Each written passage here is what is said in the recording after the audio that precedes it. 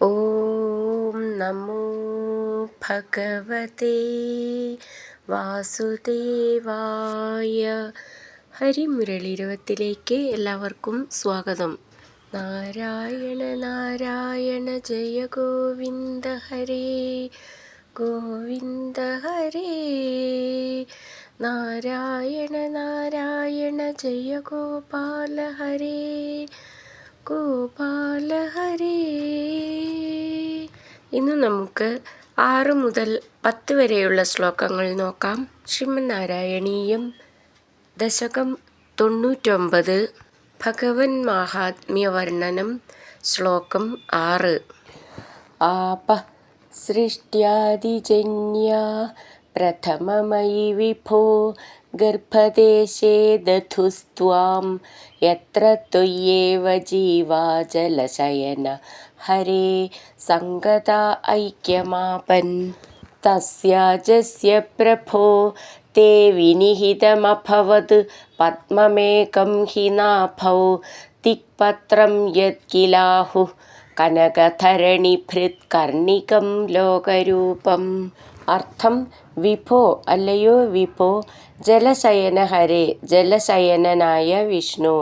സൃഷ്ട്യാദിജന്യ, സൃഷ്ടിയാൽ ഉണ്ടായ, ആപ, ജലം, പ്രഥമം, ആദ്യമായി, ത്വാം, അങ്ങയെ, ഗർഭദേശേ, ഗർഭത്തിൽ, ദധു, ധരിച്ചു, ജലശയനം, ജലത്തിൽ കിടക്കുന്നവനായ, യത്ര, യാതൊരു, ത്വയി ഏവ, അങ്ങയിൽ തന്നെ, ജീവ, ജീവാത്മാക്കൾ, സംഗത, ചേർന്നു, ഐക്യം, ഒന്ന് എന്ന നിലയെ, ആപൻ, പ്രാപിച്ചു, അജസ്യ, ജന്മമില്ലാത്തവനായ, തസ്യ, അങ്ങനെയുള്ള, തേ, അങ്ങയുടെ, നാഭൗ ഹി, നാഭിയിൽ, ഏക, യാതൊരു, പദ്മ, താമരപ്പൂവ്, വിനിഹിതം, അധിഷ്ഠിതമായി, അഭവത്, ഭവിച്ചു, യത്, യാതൊന്നിനെ, ദിക്പത്രം, ദിക്കുകളായുള്ള ഇതളുകളോടു കൂടിയതായും, കനകധരണിഭൃത് കർണികം, മഹാമേരു എന്ന കർണികയോടു കൂടിയതായും, ലോകരൂപം കില, ലോകസ്വരൂപമെന്നു ആഹു, പറയുന്നു. നമുക്ക് ഈ ശ്ലോകത്തിലെ അക്ഷരങ്ങളൊന്ന് നോക്കാം. ആപ, അവിടെ വിസർഗം. സൃഷ്ട്യാദിജന്യാ, അവിടെയും വിസർഗം. പ്രഥമം, ഥ എന്നുള്ള അക്ഷരം നന്നായിട്ട് ഉറപ്പിച്ച് പറയണം. ഐ, വിഭോ, ഭോ എന്നുള്ള അക്ഷരം നന്നായിട്ട് ഉറപ്പിച്ചിട്ട് പറയണം. ഗർഭ, ഭ എന്നുള്ളത് ഉറപ്പിച്ച് പറയണം. ദേശേ, ദധു, ദ എന്നുള്ളത് മൃദുവായിട്ട് പറഞ്ഞാൽ മതി. ഥു എന്നുള്ളത് നന്നായിട്ട് ഉറപ്പിച്ചിട്ട് പറയണം. സ്ത്വാം, യത്ര, ത്വയി ഏവ, ത്വയി ഏവ, ജീവ, ജലശയന, അവിടെ ആശ്ചര്യചിഹ്നം ഒന്ന് നിർത്താം. ഹരേ, അവിടെയും ആശ്ചര്യചിഹ്നം. സംഗത, ഐക്യം, ആപൻ. തസ്യാജസ്യ പ്രഭോ, ഭോ എന്നുള്ള അക്ഷരം നന്നായിട്ട് ഉറപ്പിച്ച് പറയണം. തേ, വിനിഹിതം, അഭവത്, ഭ എന്നുള്ള അക്ഷരം ഉറപ്പിച്ച് പറയണം. പദ്മം, ഏകം, ഹി, നാഭൗ, ഭൗ എന്നുള്ള അക്ഷരം ഉറപ്പിച്ച് പറയാനുള്ളതാണ്. ദിക്പത്രം, യത്, കിലാഹു, കനക, ധരണിഭൃത്, ധ എന്നുള്ള അക്ഷരം ഉറപ്പിച്ച് പറയണം. അതേപോലെ ഭൃ എന്നുള്ളതും ഉറപ്പിച്ച് പറയാനുള്ളതാണ്. കർണികം, ലോകരൂപം. ആപ സൃഷ്ട്യാദിജന്യാ പ്രഥമമയി വിഭോ ഗർഭദേശേ ദധുസ്ത്വാം യത്ര ത്വയ്യേവ ജീവാ ജലശയന ഹരേ സംഗത ഐക്യമാപൻ. തസ്യാജസ്യ പ്രഭോ തേ വിനിഹിതമഭവത് പദ്മമേകം ഹി നാഭൗ ദിക്പത്രം യത്കിലാഹുഃ കനകധരണിഭൃത് കർണികം ലോകരൂപം. 7-ാമത്തെ ശ്ലോകം. ഹേ ലോകാ വിഷ്ണുരേതത് ഭുവനമജനയത്തന്ന ജാനീഥ യൂയം യുഷ്മാകം ഹ്യന്തരസ്ഥം കിമപി തദപരം വിദ്യതേ വിഷ്ണുരൂപം. നീഹാരപ്രഖ്യമായ പരിവൃതമനസോ മോഹിതാ നാമരൂപൈഃ പ്രാണപ്രീത്യൈകതൃപ്താശ്ചരഥമഖപരാഹന്ത നേച്ഛാ മുകുന്ദേ.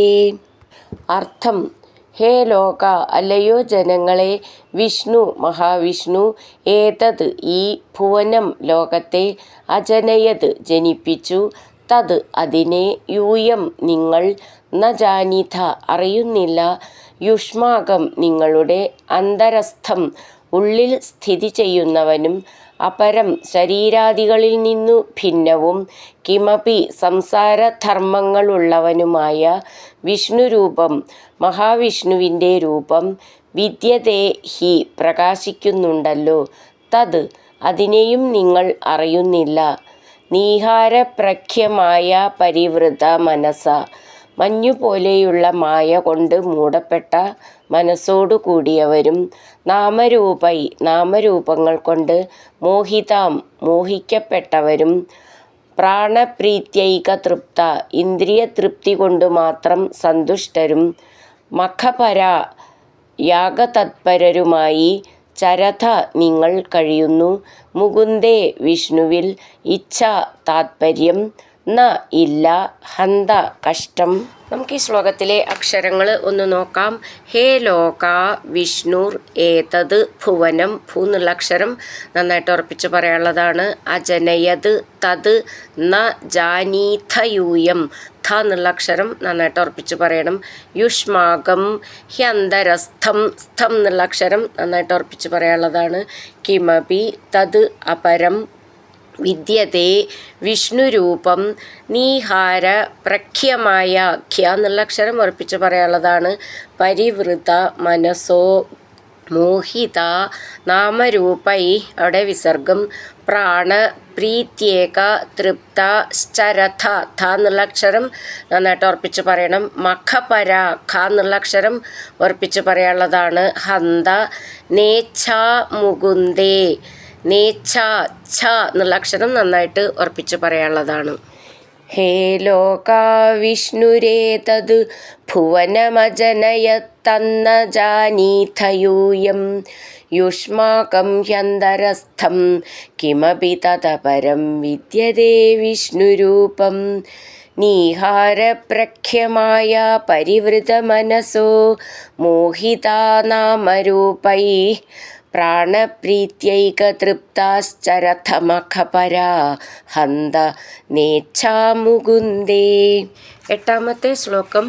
മൂർധ്നാമക്ഷ്ണാം പദാനാം വഹസി ഖലു സഹസ്രാണി സംപൂര്യ വിശ്വം, തത്പ്രോത്ക്രമ്യാപി തിഷ്ഠൻ പരിമിതവിവരേ ഭാസി ചിത്താന്തരേപി, ഭൂതം ഭവ്യം ച സർവം പരപുരുഷ ഭവാൻ കിഞ്ച ദേഹേന്ദ്രിയാദിഷ്വാവിഷ്ടോപ്യുദ്ഗതത്വാത് അമൃതസുഖരസം ചാനുപുങ്ക്ഷേ ത്വമേവ. അർത്ഥം: പരപുരുഷ പരമാത്മരൂപനായിരിക്കുന്ന ദേവ, മൂർധ്നാം ശിരസ്സുകളുടെയും, പദാനാം കാലുകളുടെയും, അക്ഷ്ണാം കണ്ണുകളുടെയും, സഹസ്രാണി ആയിരങ്ങൾ, വഹസി ഖലു വഹിക്കുന്നുണ്ടല്ലോ, വിശ്വം ബ്രഹ്മാണ്ഡം, സംപൂജ്യ പൂജിച്ചും, തത് അതിനെ, പ്രോത്ക്രമ്യ അതിക്രമിച്ചും, തിഷ്ഠൻ അപി നിൽക്കുന്നു എങ്കിലും, പരിമിത വിവരെ അല്പം ഇടയോടുകൂടിയ, ചിത്താന്തരേ അപി മനസ്സിലും, ഭാസി പ്രകാശിക്കുന്നു, ഭൂതം കഴിഞ്ഞതും, ഭവ്യം വരാൻ പോകുന്നതും, സർവം ച എല്ലാം, ഭവാൻ അങ്ങു തന്നെ, കിഞ്ച കൂടാതെ, ത്വം ഏവ അങ്ങു തന്നെ, ദേഹേന്ദ്രിയാദിഷു ദേഹം ഇന്ദ്രിയങ്ങൾ തുടങ്ങിയവയിൽ, ആവിഷ്ട പ്രവേശിച്ച്, ഉദ്ഗതത്വാത് ഉയർന്നു വരുന്നവനായി, അമൃതസുഖരസം ച മോക്ഷത്തെയും, അനുപുങ്ക്ഷേ അനുഭവിക്കുന്നു. നമുക്ക് ഈ ശ്ലോകത്തിലെ അക്ഷരങ്ങൾ നോക്കാം. മൂർധ്നാം, ഥ് എന്നുള്ള അക്ഷരം നന്നായിട്ട് ഉറപ്പിച്ചിട്ട് പറയണം. അക്ഷ്ണാം, ക്ഷ് എന്നുള്ള അക്ഷരം ഉറപ്പിച്ച് പറയണം. പദാനാം വഹസി ഖലു, ഖ എന്നുള്ള അക്ഷരം നന്നായിട്ട് ഉറപ്പിച്ച് പറയണം. സഹസ്രാണി സംപൂര്യ വിശ്വം, തത് പ്രോത്ക്രമ്യാപി, തിഷ്ഠൻ, ഷ്ഠൻ എന്നുള്ള അക്ഷരം നന്നായിട്ട് ഉറപ്പിച്ച് പറയാനുള്ളതാണ്. പരിമിത വിവരേ ഭാസി ഭ എന്നുള്ള അക്ഷരം നന്നായിട്ട് ഉറപ്പിച്ച് പറയണം. ചിത്താന്തരേ അപി ചേർത്തിട്ട് ചിത്താന്തരേപി. ഭൂതം ഭൂ എന്നുള്ള അക്ഷരം ഉറപ്പിച്ച് പറയണം. ഭവ്യം ഭ എന്നുള്ളത് ഉറപ്പിച്ച് പറയണം. ച സർവം പരപുരുഷ അവിടെ നിന്നും എല്ലാം നിർത്താം. ഭവാൻ ഭ എന്നുള്ള അക്ഷരം ഉറപ്പിച്ച് പറയണം. കിഞ്ച ദേഹേന്ദ്രിയാദിഷു ആവിഷ്ട അഭി ഉദ്ഗതത്വാത് ചേർത്ത് ചൊല്ലുമ്പം ആവിഷ്ടോപ്യുദ്ഗതത്വാത് അമൃത സുഖ രസം ഖ എന്നുള്ള അക്ഷരം നന്നായിട്ട് ഉറപ്പിച്ചിട്ട് പറയണം. ച അനുപുങ്ക്ഷേ ത്വം ഏവ ചേർത്ത് ചൊല്ലുമ്പോൾ ചാനുപുങ്ക്ഷേ ഭൂ എന്നുള്ള അക്ഷരം അതുപോലെ ക്ഷേ എന്നുള്ളതും നന്നായിട്ട് ഉറപ്പിച്ചിട്ട് പറയണം. മൂർധ്നാമക്ഷ്ണാം പദാനാം വഹസി ഖലു സഹസ്രാണി സംപൂര്യ വിശ്വം തത്പ്രോത്ക്രമ്യാപി തിഷ്ഠൻ പരിമിതവിവരേ ഭാസി ചിത്താന്തരേപി. ഭൂതം ഭവ്യം ച സർവം പരപുരുഷ ഭവാൻ കിഞ്ച ദേഹേന്ദ്രിയാദിഷ്വാവിഷ്ടോപ്യുദ്ഗതത്വാത് അമൃതസുഖരസം ചാനുപുങ്ക്ഷേ ത്വമേവ. 9ാമത്തെ ശ്ലോകം. യത്തു ത്രൈലോക്യരൂപം ദധതപി ച തതോ നിർഗതോനന്ദശുദ്ധജ്ഞാനാത്മാ വർത്തസേ ത്വം തവ ഖലു മഹിമാസോപി താവാൻ കിമന്യത്. സ്തോകസ്തേ ഭാഗ ഏവാഖിലഭുവനതയാ ദൃശ്യതേ ത്ര്യംശകൽപം ഭൂയിഷ്ഠം സാന്ദ്രമോദാത്മകമുപരി തതോ ഭാതി തസ്മൈ നമസ്തേ. അർത്ഥം: അനന്ത അവസാനമില്ലാത്തവനെ, ത്രൈലോക്യരൂപം ത്രിലോകരൂപത്തെ, ദധത് അപി ച വഹിക്കുന്നവനാണെങ്കിലും തഥ അതിൽ നിന്ന്, നിർഗത പുറമേയിരിക്കുന്നവനുമായ, ത്വം അങ്ങ്, ശുദ്ധജ്ഞാനാത്മാ പരിശുദ്ധജ്ഞാനമാകുന്ന സ്വരൂപത്തോടുകൂടി, വർത്തസേ വർത്തിക്കുന്നു, യത്തു എന്നുള്ള യാതൊന്ന്, സ അപി അതും, തവ അങ്ങയുടെ, താവാൻ അത്രയ്ക്കുള്ള, മഹിമാ ഖലു മാഹാത്മ്യം ആകുന്നു, അന്യത് കിം മറ്റൊന്ന് എന്താണ്, തേ അങ്ങയുടെ, സ്തോക ചെറിയതായ, ഭാഗ ഏവ ഭാഗം തന്നെ, അഖിലഭുവനതയ എല്ലാ ലോകങ്ങളുടെയും ഭാഗം സ്വീകരിച്ചു, ദൃശ്യതേ കാണപ്പെടുന്നു, ത്ര്യംശകൽപ്പം 3 ഭാഗങ്ങൾ ഉള്ളതായി കൽപ്പിച്ചിരിക്കുന്നതും, ഭൂയിഷ്ഠം അധികവും ആയ മറ്റേതും, തഥാ ഉപരി അതിൽ നിന്ന് ഉപരിയായി, സാന്ദ്രമോദാത്മകം തിങ്ങി നിറഞ്ഞ് ആനന്ദസ്വരൂപമായി, ഭാതി ശോഭിക്കുന്നു, തസ്മൈ അങ്ങനെയിരിക്കുന്ന, തേ അങ്ങേക്കായിക്കൊണ്ട്, നമ നമസ്കാരം ഭവിക്കട്ടെ.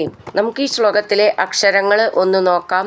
യത്തു യത് തു അതാണ് യത്തു. ത്രൈലോക്യ രൂപം ദധത് ദ ന്ന് ദയൽത്തെ ധ എന്നുള്ളത് നന്നായിട്ട് ഉറപ്പിച്ച് പറയണം. ദധത് അപി ച തതോ നിർഗത അനന്ത ചേർത്ത് ചൊല്ലുമ്പം നിർഗതോനന്ദ ശുദ്ധജ്ഞാനാത്മാ ശുദ്ധ ധ എന്നുള്ള അക്ഷരം നന്നായിട്ട് ഉറപ്പിച്ചിട്ട് പറയണം. വർത്തസേ ത്വം തവ ഖലു ഖ എന്നുള്ള അക്ഷരം ഉറപ്പിച്ച് പറയണം. മഹിമ സ അപി സോപി താവാൻ കിം അന്യത് സ്തോക സ്തേ ഭാഗ ഭ എന്നുള്ള അക്ഷരം നന്നായിട്ട് ഉറപ്പിച്ചിട്ട് പറയണം. ഏവാഖില ഖി എന്നുള്ള അക്ഷരം ഉറപ്പിച്ച് പറയാനുള്ളതാണ്. ഭുവനതയ ഭൂ എന്നുള്ള അക്ഷരം ഉറപ്പിച്ച് പറയണം. ദൃശ്യതേ ത്ര്യംശകൽപ്പം ഭൂയിഷ്ഠം ഭൂ എന്നുള്ള അക്ഷരം നന്നായിട്ട് ഉറപ്പിച്ചിട്ട് പറയണം. അതേപോലെ ഇഷ്ടം എന്നുള്ളതും. സാന്ദ്രമോദാത്മകം ഉപരി തതോ ഭാതി ഭ എന്നുള്ള അക്ഷരം ഉറപ്പിച്ച് പറയാനുള്ളതാണ്. തസ്മൈ നമസ്തേ. യത്തു ത്രൈലോക്യരൂപം ദധതപി ച തതോ നിർഗതോനന്ദശുദ്ധജ്ഞാനാത്മാ വർത്തസേ ത്വം തവ ഖലു മഹിമാസോപി താവാൻ കിമന്യത്. സ്തോകസ്തേ ഭാഗ ഏവാഖിലഭുവനതയാ ദൃശ്യതേ ത്ര്യംശകൽപ്പം ഭൂയിഷ്ഠം സാന്ദ്രമോദാത്മകമുപരി തതോ ഭാതി തസ്മൈ നമസ്തേ. 10ാമത്തെ ശ്ലോകം. അവ്യക്തം തേ സ്വരൂപം ദുരധിഗമതമം തത്തു ശുദ്ധൈകസത്വം വ്യക്തം ചാപ്യേതദേവ സ്ഫുടമമൃതരസാംഭോധികല്ലോലതുല്യം സർവോത്കൃഷ്ടാമഭീഷ്ടാം തദിഹ ഗുണരസേനൈവ ചിത്തം ഹരന്തീം മൂർത്തിം തേ സംശ്രയേഹം പവനപുരപതേ പാഹി മാം കൃഷ്ണ രോഗാത്. അർത്ഥം: പവനപുരപതേ ഗുരുവായൂരപ്പ, തേ അങ്ങയുടെ അവ്യക്തം ഇന്ദ്രിയ വിഷയമല്ലാത്ത സ്വരൂപം ശരീരം ദുരധിഗമതമം അറിയുന്നതിനും പ്രാപിക്കുന്നതിനും പ്രയാസമുള്ളതാകുന്നു. ശുദ്ധൈകസത്വം പരിശുദ്ധമായ സത്വഗുണം മാത്രമുള്ള തത്തു അതാകട്ടെ വ്യക്തം എളുപ്പം കാണാവുന്നതാണ്. അപി ച മാത്രവുമല്ല ഏതത് ഏവ ഈ കൃഷ്ണരൂപം മുതലായവയാണ് അമൃതരസാംഭോധികല്ലോല തുല്യം അമൃതജലമാകുന്ന സമുദ്രത്തിലെ തിരമാലകൾക്ക് തുല്യമായിരിക്കുന്നത്. സ്ഫുടം നിശ്ചയം, തദിഹ അതിനാലിവിടെ, സർവോത്കൃഷ്ടാം സർവശ്രേഷ്ഠവും, അഭീഷ്ടാം ഇഷ്ടാനുകൂലവും, ഗുണരസേന ഏവ സ്നേഹാദി ഗുണമാധുര്യം കൊണ്ടുതന്നെ, ചിത്തം മനസ്സിനെ, ഹരന്തീം അപഹരിക്കുന്നതുമായ, തേ അങ്ങയുടെ മൂർത്തിം മൂർത്തിയെ, അഹം ഞാൻ, സംശ്രയേ ആശ്രയിക്കുന്നു, മാം എന്നെ, രോഗാത് രോഗത്തിൽ നിന്നു, പാഹി രക്ഷിച്ചാലും. നമുക്കിതിലെ അക്ഷരങ്ങൾ ഒന്ന് നോക്കാം. അവ്യക്തം തേ സ്വരൂപം ദുരധിഗമതമം. ധി എന്നുള്ള അക്ഷരം നന്നായിട്ട് ഉറപ്പിച്ചിട്ട് പറയണം. തത് തു ശുദ്ധൈക. ധൈ എന്നുള്ള അക്ഷരം ഉറപ്പിച്ച് പറയണം. സത്വം വ്യക്തം ച അപി ഏതത് ചേർത്ത് ചൊല്ലുമ്പോൾ ചാപ്യേതത് ഏവ സ്ഫുടം. ഭു എന്നുള്ള അക്ഷരം നന്നായിട്ട് ഉറപ്പിച്ച് പറയാനുള്ളതാണ്.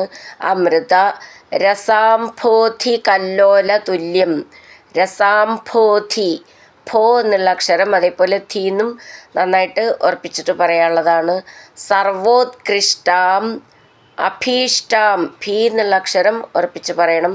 തത് ഇഹ ഗുണ രസേന ഏവ ചേർത്തിട്ട് രസേന ഇവ ചിത്തം ഹരന്തീം മൂർത്തിം തേ സംശ്രയേ അഹം ചേർത്തിട്ട് സംശ്രയേഹം പവനപുരപതേ പാഹി മാം കൃഷ്ണ രോഗാത്.